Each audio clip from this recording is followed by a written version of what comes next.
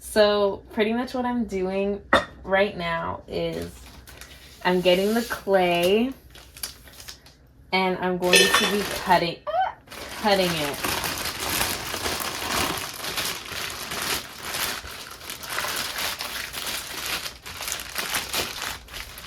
And make sure to wear something to protect your clothes. So I'm wearing like this old apron we have. And my mom said we need bowls, so that's what I'm going to be making today. So I guess I'm teaching you guys how to make a bowl on a ceramics wheel. Okay, so I'm just going to kind of estimate how much I need. Because she wanted like a deep, like kind of a big cereal bowl. So... oh yeah, I'm using the wire, by the way. Yeah, I don't think that's enough. Because it needs to be like pretty big. She wants like a replica of the ones I made before. So that's what I'm doing. Okay, I think this should be enough. And now I'm gonna go wedge and prepare this clay. Yeah. Oh yeah, always make sure to close it properly so the air isn't in it and it doesn't end up drying out. That's really important. Okay, we have the clay and then I have a sponge and some water here. So what I'm going to be doing... getting the clay wet, and I'm going to be wedging it. So I'm not sure if I taught you guys this yet, but apparently you're gonna learn now. So you pretty much, dang. Okay, let me sit down. Okay, so, it's kind of,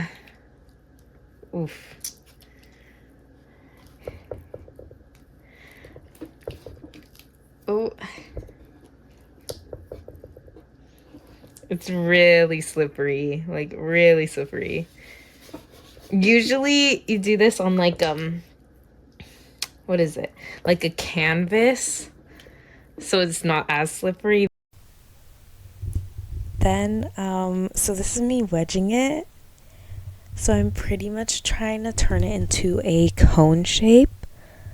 So with one hand I'm pushing it down and the other one I'm rotating it.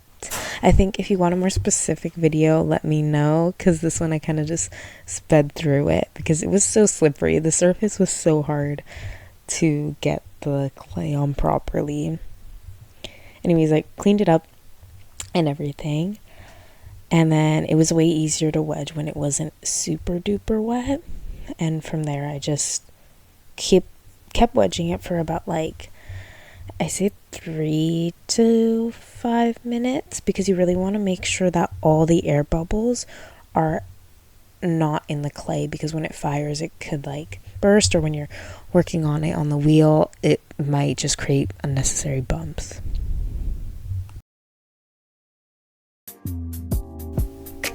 So first you have to clean the plate, the wheel, to make sure everything fits properly and that it can stick to the wheel properly. And there I'm just making sure the bottom is sealed properly so it doesn't move around.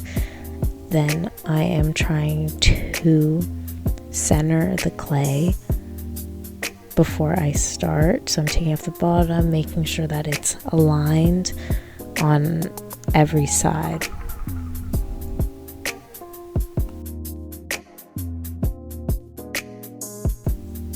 Here I'm using my fingers to check to make sure every side is centered, and now I'm starting by pushing my thumbs into the clay to make a divot so I could expand that to make a bowl.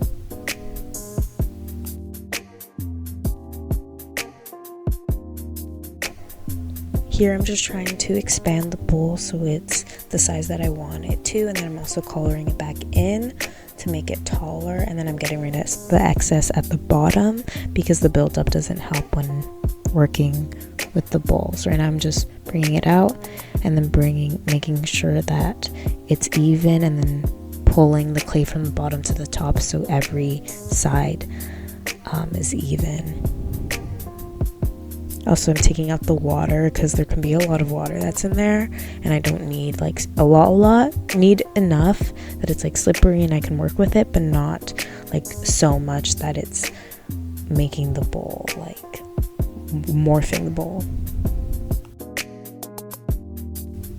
So now I'm taking out the water, the excess slip, and hardening the lip so that it can be finished.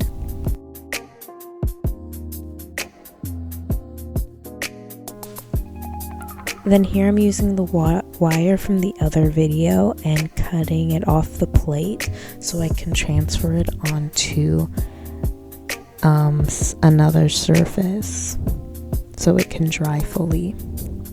Oh yeah, also I recommend waiting a bit. Like make sure you wait till it dries before moving it, because it ends up being all floppy like that.